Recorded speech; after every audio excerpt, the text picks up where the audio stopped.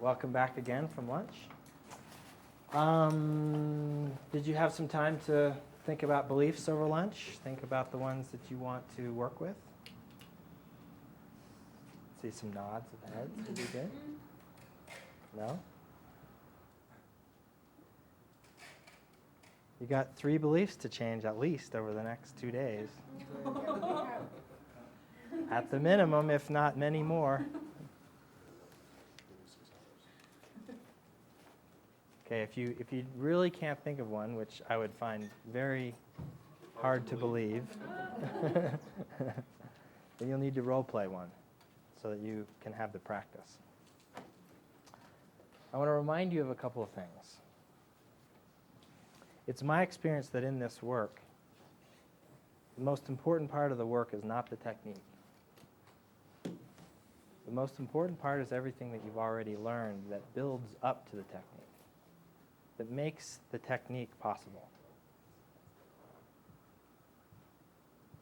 Your level of rapport with the person that you're working with.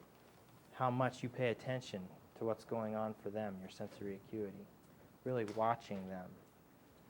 Responding to what's happening for them. Using the meta model to ask really powerful questions. To help you gather information that seems to be missing or distorted or generalized.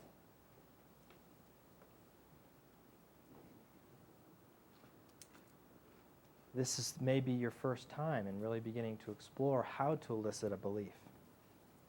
How to find one that's really worth changing. Really thinking about the neurological levels and at what level the person is speaking to.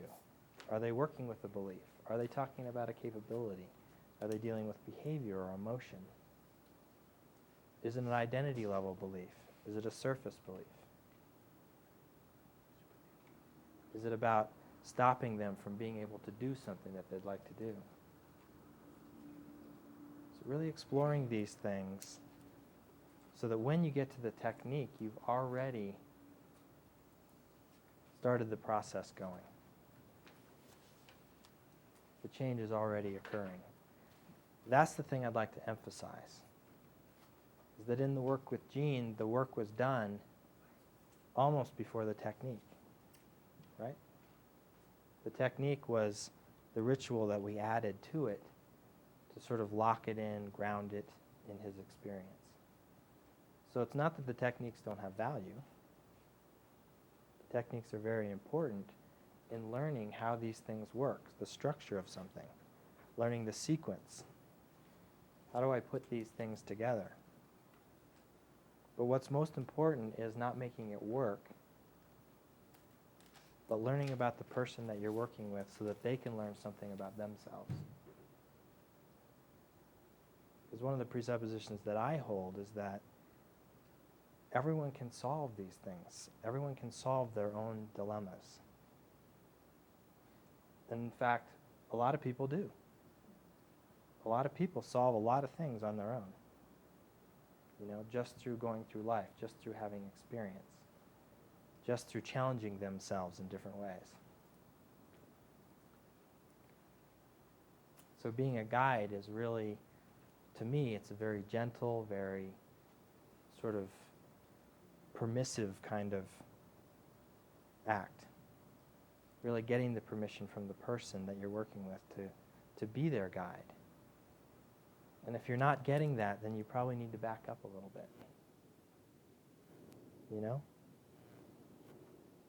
To take the time to establish that depth of relationship such that you can go into a deep process like changing a belief.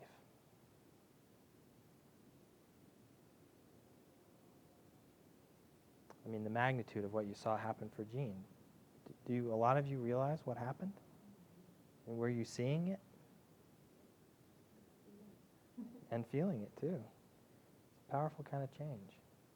Has it begun to settle for you a little bit? Oh yeah. I feel that eventually gave my wife a call too all the time. She goes, wow, it feels real good. Because before when we discussed it, because I've gone again, I've gone offline too far in, doing things on my own. Right. And we discussed it like, okay, well, Dave, I got to see what I do. I just do discussed it, so I told her about it, and I told her, well, life is I kind of added to it, life is an exploration of love and growth. Yeah, so Gene was telling me that he found that there was a useful part that we had talked about life as an exploration, and we'd really set that aside to explore the limiting aspect of it. And so naturally, of his own accord, he added it back in to add in the love and growth and the exploration part. So life is an exploration of love and growth. So if you try that on, she really liked it also. So he shared this with his wife and over lunch, and she had a really nice connection with that as well. Nice. Very nice.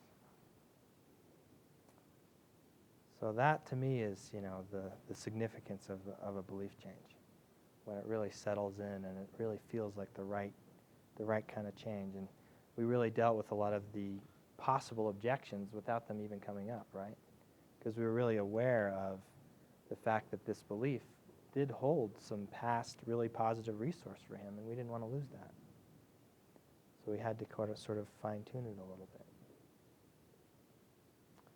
This is what mastery of this work is all about, is finding those subtleties and making sure that you address them so that the change can really drop in easily, comfortably for the person. Okay, any comments about that? Questions? I would like to ask you, before you said, I think that everyone can solve something. Everyone can solve their... Yeah. Is it a limitation for you to think that everyone can do it? I haven't found a way that it's limiting yet. Okay. I may someday. It's a principle that guides my practice. If I believe that I need to do the fixing, then I get myself in a bad situation. Because then I take their change onto me. I take responsibility for their change. But if I believe that everyone can solve it, then I'm just a guide. I'm just there to feed back to them what's happening for them so that they can see it in a different way and make suggestions about paths, processes that can help them to complete whatever they're trying to change.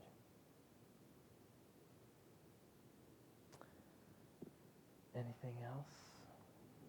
I just wanted to ask a process question about this, because there is the logistics of trying to take notes or not while you're gathering information. Yes. And of course, whenever you're taking notes, you're not looking necessarily at the non-verbals. So I just wondered if, are we going to be doing this in threes with one person taking notes, or in pairs? I think We'll do it in pairs. Yeah, because it's quite a lengthy process, isn't it? So I can see the value of that. What would you say about taking notes? I take a lot of notes in my practice when I work with people, either coaching in business or working with clients. And I find that it doesn't detract from my ability to pick up things because I don't let it. I don't take notes until I feel that there's a pause. So if I'm gathering information, I'm really attending to the person. I'm really paying attention to what's happening. I'm watching, I'm listening. I'm tracking in my head what's happening. And then, when there's a pause, I take a moment to jot down what I just received. And if it went on too long and I've started to lose a little bit, then I just backtrack. So, is it correct that you said blah, blah, blah, blah, blah? And they go, yeah, that feels right. Or, no, it was more like this. And then I can get clarification that way. So I use a lot of back and forth, which allows me to take the time to write and clarify and make sure that I'm getting down what's really their words and what's going on for them.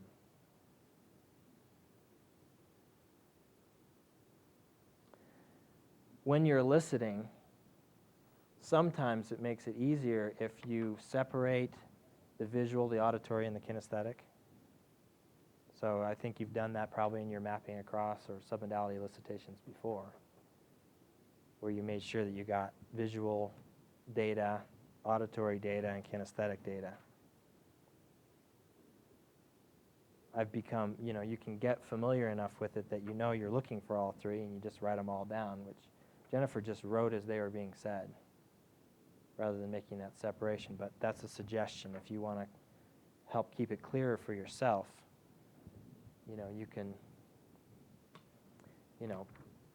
put on the side something like the visual, auditory, and kinesthetic, and then just list those as you go. And you get that different data. Sometimes makes it easier for the contrastive analysis. When you get to that point, you're looking for the differences. You can look for the visual differences, the auditory differences, and the kinesthetic differences. One other thing to note, which you may already know through your submodality elicitations, is that the kinesthetic response is usually to the visual and the auditory, right? So I always start with the visual and auditory. Help create that, or when you're doing the second half of the process where you're actually changing one submodality to another, start with the visual and the auditory and then let the kinesthetic emerge.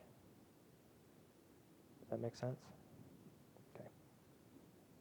All right, so let's go through the process briefly. Step 1, think of a belief that you value and is a resource to you. List the submodalities of this belief. This is any true valued belief that the person has. So you're trying to get the submodalities of something that they already hold that's a resource to them. Something that's strong, something that's positive. It doesn't necessarily have to be a core belief. That's what Gene decided to give us. It's fine. Could be a capability belief, could be a performance belief. Just something that's strong and held true for them. And elicit those submodalities. Doubt or uncertainty. You notice that he didn't quite have a connection to that right at first. He wasn't quite sure what he doubted or was unsure of. So I started giving some examples in the world, which triggered for him an experience of that.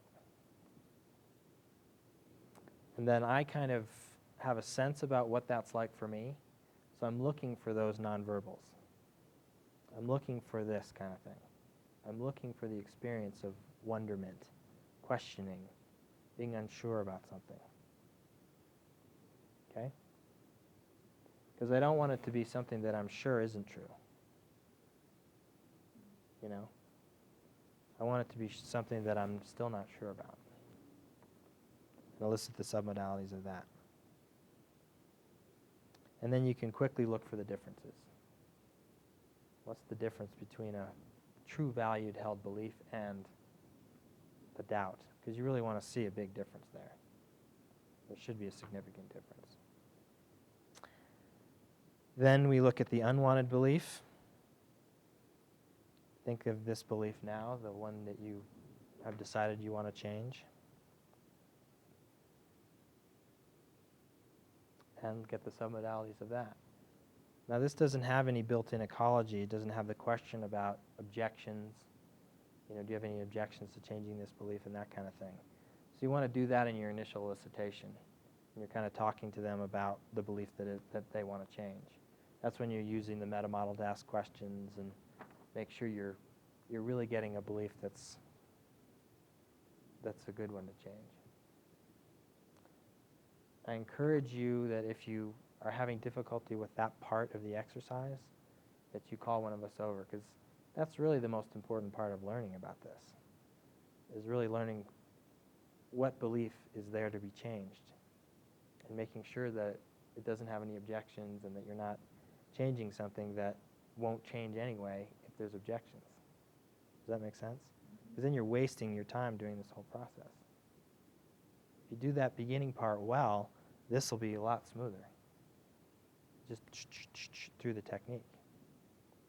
A lot of people ask, well, NLP doesn't work in some cases.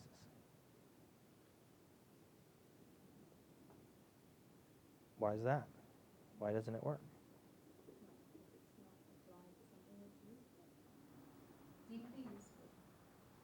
If the person has secondary gain, if they have objections in some way that are conscious or unconscious, then it's not going to take. You might get some change, but you might not get the whole change. So being thorough there is important. Okay. Let's see. Then you elicit the new belief. Sometimes by just asking, is it the opposite of the old belief? Right? So do you want the opposite of that? You know, I can't do whatever, and so do you want to have the belief that you can? Is that appropriate? Do ecology check with that. Making sure that it's, well formed. And then step 6 through 10, I think, is pretty straightforward. Any questions about 6 through 10? Shall I go through it? Make sure everyone's clear? Let me make sure. So unwanted belief into doubt. So the first thing I'm going to do is I'm going to take the submodalities that I elicited of the unwanted belief, and I'm going to use my hypnotic language patterns to allow that all those submodality examples to change into the other, into doubt. So that he begins to get the sense that, I'm not sure about this anymore. Begin to doubt that old belief.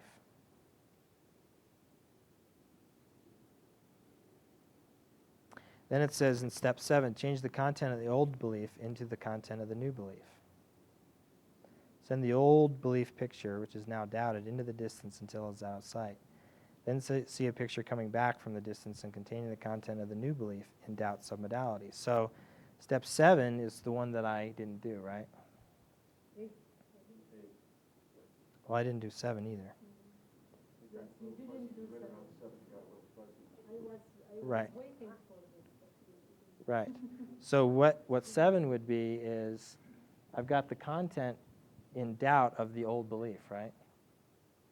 Now I just change the content into the new belief. So the content for Jean was what?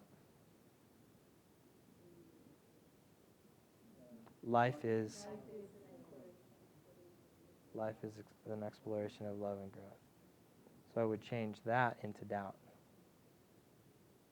So I'd say, see that with all these doubt submodalities that are already there because I just changed the unwanted into doubt. Right?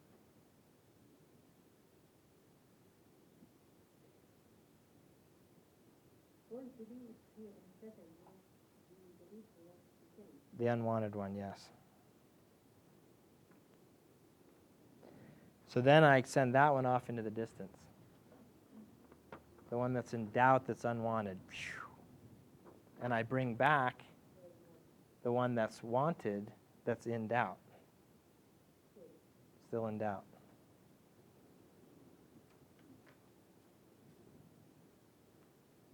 So 7 is like I have the unwanted one in doubt and I have the wanted one in doubt. And I send the one off and then I imagine the other one coming back in. And then 8 is the doubt into belief. So keeping the new belief content, change the submodalities of doubt into the submodalities of belief. Question. Yeah. Do you find that distance is usually the submodality to work with, or does it depend? You work with different submodalities depending on the person? This particular sending it out and back thing is just a ritual part of it. It doesn't really have to do with eliciting what works for them or doesn't work for them. It's just about kind of taking the doubt one and just sending it away and having the new content come back in and doubt. It's more of a ritual than... It's more of a ritual than trying to find out if distance works or whatever. Yeah.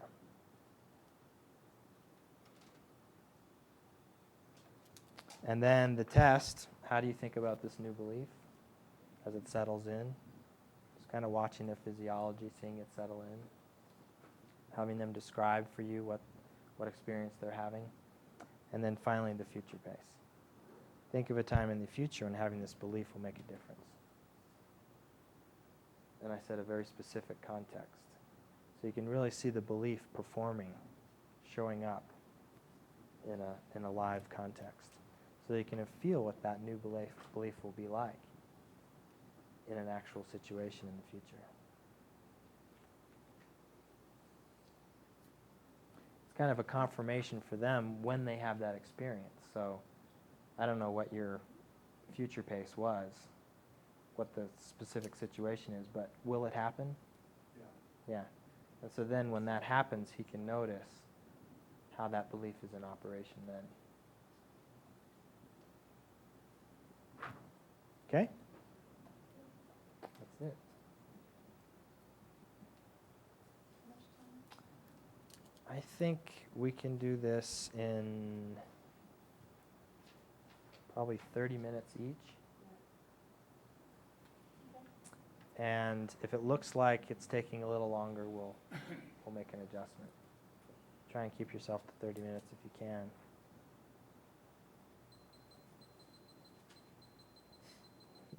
Okay. Any questions before we begin?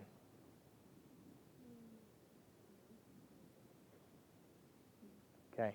So the coaches will be around, and I'll be around to help with mostly the elicitation process and making sure that you get a strong belief to change. Okay?